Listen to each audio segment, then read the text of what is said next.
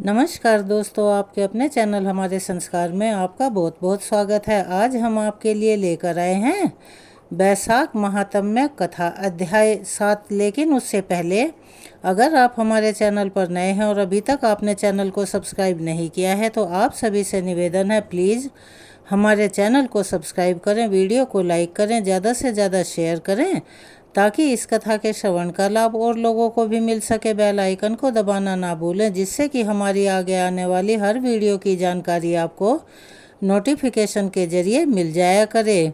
Comments box में ओम नमो भगवते वासुदेवाय नमः, हर हर महादेव लिखना ना भूलें। आपका ये छोटी सी कोशिश हमारी बहुत बड़ी मदद करती है। आपको बहुत थोड़ा सा समय लगता है। परमपिता परमेश्वर की कृपा आप सभी पर हमेशा बनी रहे। अब हम आपको सुनाने जा रहे हैं बैसाख महात्म्य का आगे का वृतांत। मिथिलापति ने पूछा, ब्राह्मण, इस बैसाख मास में कौन कौन सी तिथियां पुण्यदायिनी हैं? श्रुतदेव जी बोले, सूर्य के मेष राशि पर स्थित होने पर बैसाख मास में 30 तिथियां पुण्यदायिनी मानी गई हैं। एकादशी में किया हुआ दान और पुण्य कोटि गुना होता है। उसमें स्नान, दान, तपस्या, होम, देव पूजा, पुण्य कर्म एवं कथा का श्रवण किया जाए तो वह तत्काल मुक्ति देने वाला होता है। जो रोग आदि से ग्रस्त और दरिद्रता से पीड़ित हों वह मनुष्य इस पुण्यमयी कथा को सुनकर कृतकृत्य हो जाता है। बैसाख मास मन से सेवन करने योग्य है क्योंकि यह समय उत्तम गुणों से युक्त होता है।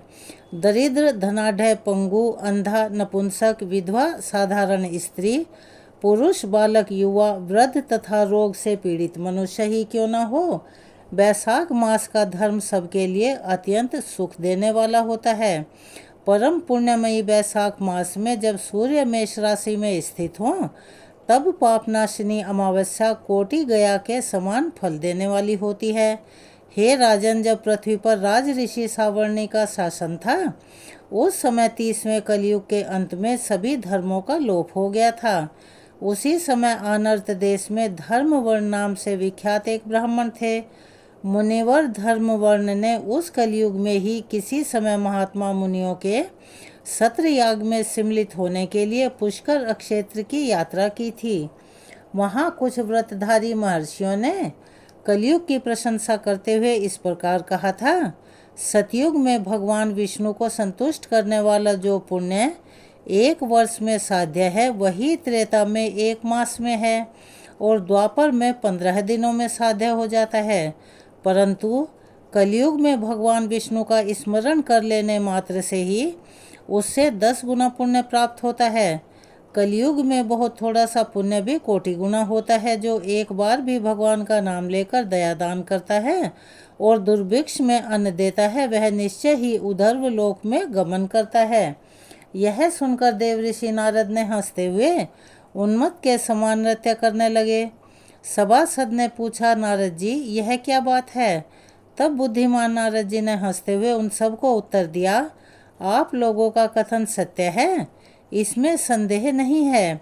कलयुग में स्वल्प कर्म से यानी कि एक छोटे से धर्म कर्म से भी महान पुण्य का साधन किया जाता है तथा कलेशों का नाश करने वाले भगवान केशव स्मरण मात्र से ही प्रसन्न हो जाते हैं। तथापि मैं आप लोगों से यह कहता हूँ कि कलयुग में ये 2 बातें दुर्लभ हैं, शीर्ष ने इंद्रिय का निग्रह और जिह्वा को वश में रखना। ये दोनों कार्य जो सिद्ध कर ले वही नारायण स्वरूप है। अतः कलयुग में आपको यहाँ नहीं ठहरना चाहिए। नारद जी की यह बात सुनकर उत्तम व्रत का पालन करने वाले महर्षि सहसा यज्ञ को समाप्त करके सुखपूर्वक चले गए। धर्म वर्ण ने भी यह बात सुनकर भूलोक को त्याग देने का निश्चय किया। उन्होंने ब्रह्मचर्य व्रत धारण करके दंड और कमंडल हाथ में लिया और जटावल्कलधारी होकर वे कलयुग के अनाचारी पुरुषों को देखने के लिए घर छोड़कर चल दिए। उनके मन में बड़ा विस्मय हो रहा था। उन्होंने देखा प्रायः मनुष्य पापाचार में प्रवृत्त हो बड़े भयंकर एवं दुष्ट हो गए हैं। ब्राह्मण पाखंडी हो गए हैं, शूद्र संन्यास धारण करते हैं, पत्नी अपने पति से द्वेष रखती है, शिष्य गुरु से बैर करता है, सेवक स्वामी के और पुत्र पिता के घात में लगा हुआ है, ब्राह्मण शूद्र वत और गोएं बकरियों के समान हो गई हैं। वेदों में गाथा की ही प्रधानता रह गई है। शुभ कर्म साधारण लौकिक कृत्यों के समान रह गए हैं। इनके प्रति किसी की महत्व बुद्धि नहीं है। भूत प्रेत और पिशाच आदि की उपासना चल पड़ी है। सब लोग मैथुन में आसक्त हैं और उसके लिए अपने प्राण भी खो बैठते हैं। सब लोग झूठी गवाही देते हैं। मन में सदा छल और कपट भरा रहता है। कलयुग में सदा लोगों के मन में कुछ और, वाणी में कुछ और तथा क्रिया में कुछ और ही दिखाई देता है। सबकी विद्या किसी न किसी स्वार्थ को लेकर होती है और केवल राजभवन में उसका आदर होता है। संगीत आदि कलात्मक विद्याएं भी राजाओं को ही प्रिय हैं। कलयुग में अधम मनुष्य पूजे जाते हैं और श्रेष्ठ पुरुषों की अवहेलना की जाती है। कलयुग में वेदों के विद्वान ब्राह्मण दरिद्र होते हैं। लोगों में प्रायः भगवान की भक्ति नहीं होती। पुण्य क्षेत्र में पाखंड अधिक बढ़ जाता है। शूद्र लोग जटाधारी तपस्वी बनकर धर्म की व्याख्या करते हैं। सभी मनुष्य अल्पायु, दयाहीन और शठ होते हैं। कलयुग में प्रायः सभी धर्म के व्याख्याता बन जाते हैं और दूसरों से कुछ लेने में ही उत्सव मनाते हैं, यानी उन्हें खुशी होती है। अपनी पूजा कराना चाहते हैं और व्यर्थ ही दूसरों की निंदा भी करते हैं। अपने घर आने पर सभी अपने स्वामी के दोषों की चर्चा में तैयार रहते हैं, तत्पर रहते हैं। कलयुग में लोग साधुओं को नहीं जानते, पापियों को बहुत आदर देते हैं। दुराग्रही लोग इतने दुराग्रही होते हैं कि साधु पुरुषों के एक दोष का भी ढिंढोरा पीट देते हैं और पापी आत्माओं के दोष समूहों को भी गुण बतलाते हैं।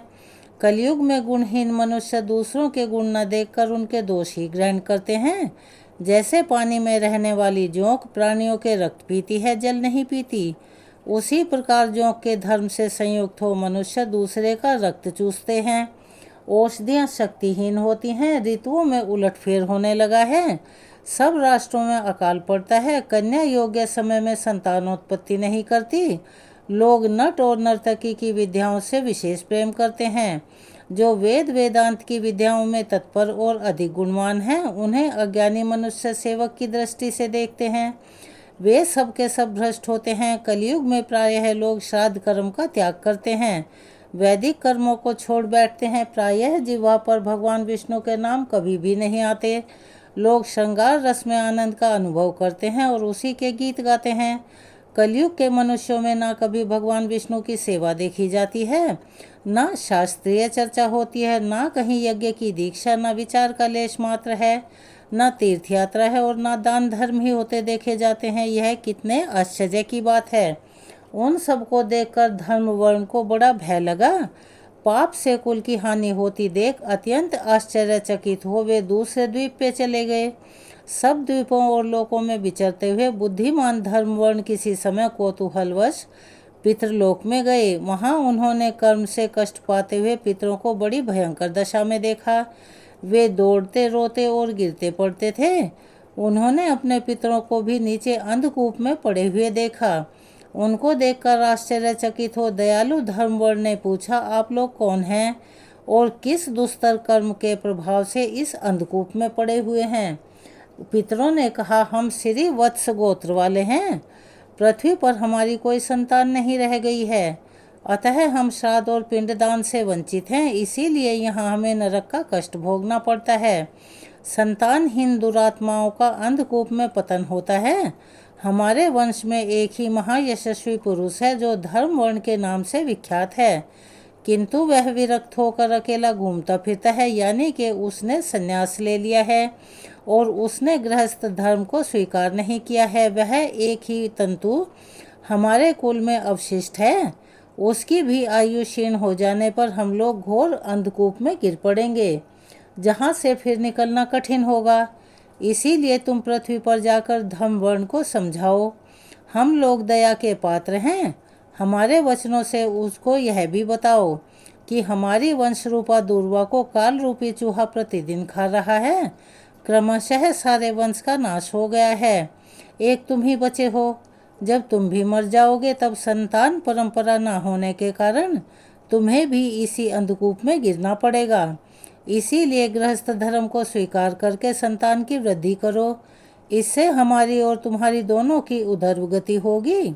यदि कुल का एक भी पुत्र बैसाख, माघ अथवा कार्तिक मास में हमारे उद्देश्य से भगवान स्नान, श्राद्ध और दान करेगा तो उसे हम लोगों की उधर्व गति होगी और नरक से उद्धार हो जाएगा।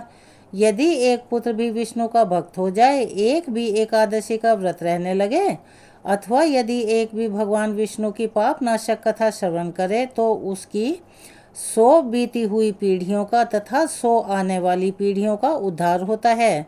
वे पीढ़ियां पाप से आवृत होने पर भी नरक का दर्शन नहीं करती।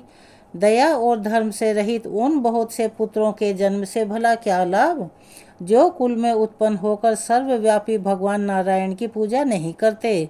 इस प्रकार प्रिय वचनों द्वारा धर्म वर्ण को समझाकर तुम उसे विरक्तिपूर्ण ब्रह्मचर्य आश्रम से गृहस्थ आश्रम में प्रवेश करने की सलाह दो।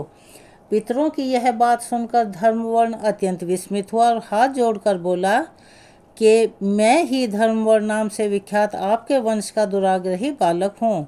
यज्ञ में महात्मा नारद जी का यह वचन सुनकर कि कलयुग में प्रायः कोई भी रसनेन्द्रिय और शिष्णेन्द्रिय को दृढ़ता पूर्वक संयम में नहीं रखता, मैं दुर्जनों की संगति से भयभीत हो गया था। अब तक दूसरे दूसरे द्वीपों में घूमता फिरता रहा। इस कलयुग के 3 चरण बीत गए, अंतिम चरण में भी 3.5 भाग व्यतीत हो चुके हैं। मेरा जन्म व्यर्थ ही बीता है, क्योंकि जिस कुल में मैंने जन्म लिया उसमें माता पिता के ऋण को भी मैंने नहीं चुकाया। पृथ्वी के भारभूत और शत्रु तुल्य पुत्र के उत्पन्न होने से भला क्या लाभ, जो पैदा होकर भगवान विष्णु और देवताओं तथा पितरों की पूजा ना करे। मैं आप लोगों की आज्ञा का पालन करूंगा। बताइए, पृथ्वी पर किस प्रकार मुझे कलयुग से और संसार से भी बाधा नहीं प्राप्त होगी। धर्म वर्ण की ऐसी बात सुनकर पितरों के मन को कुछ आश्वासन मिला। तब वे बड़े प्यार से बोले, बेटा तुम गृहस्थाश्रम स्वीकार करके संतानोत्पत्ति के द्वारा हमारा उद्धार करो। जो भगवान विष्णु की कथा में अनुरक्त होते हैं, निरंतर श्री हरि का स्मरण करते हैं और सदाचार के पालन में तत्पर रहते हैं, उन्हें कलयुग बाधा नहीं पहुंचाता। जिनके घर में शालिग्राम शिला अथवा महाभारत की पुस्तक हो, उसे भी कलयुग बाधा नहीं दे सकता।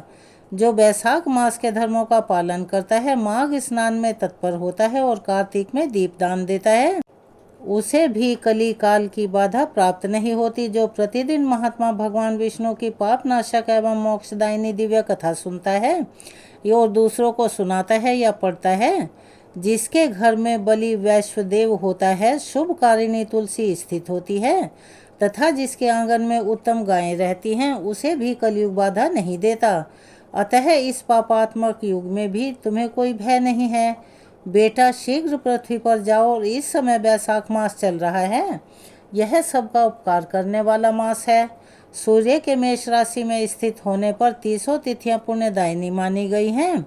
एक तिथि में किया हुआ पुण्य कोटि कोटि गुना अधिक होता है। उनमें जो भी वैशाख मास की अमावस्या तिथि है, वह मनुष्यों को मोक्ष देने वाली है। देवताओं और पितरों को वह बहुत प्रिय है, शीघ्र ही मोक्ष की प्राप्ति करवाने वाली है। जो उस दिन पितरों के उद्देश्य से श्राद्ध करते और जल से भरा हुआ घड़ा एवं पिंडदान करते हैं, उन्हें अक्षय फल की प्राप्ति होती है। अतः महामते, तुम शीघ्र जाओ और जब अमावस्या हो तब कुंभ सहित श्राद्ध एवं पिंडदान करो और अपने सभी पितरों का उपकार करने के लिए, उद्धार करने के लिए, सबका उपकार करने के लिए गृहस्थ धर्म का आश्रय लो। धर्म, अर्थ और काम से संतुष्ट हो, उत्तम संतान पाकर फिर मुनिव्रति से रहते हुए सुखपूर्वक द्वीप द्वीपांतरों में विचरण करो। पितरों के इस प्रकार आदेश देने पर धर्म वर्ण मुनि शीघ्रता पूर्वक भूलोक में गए। वहां मेष राशि में सूर्य के स्थित रहते हुए बैसाख मास में प्रातःकाल स्नान करके देवताओं, ऋषियों तथा पितरों का तर्पण किया। फिर कुंभदान सहित पाप विनाशक श्राद्ध करके उसके द्वारा पितरों को पुनरावृत्ति रहित मुक्ति प्रदान की।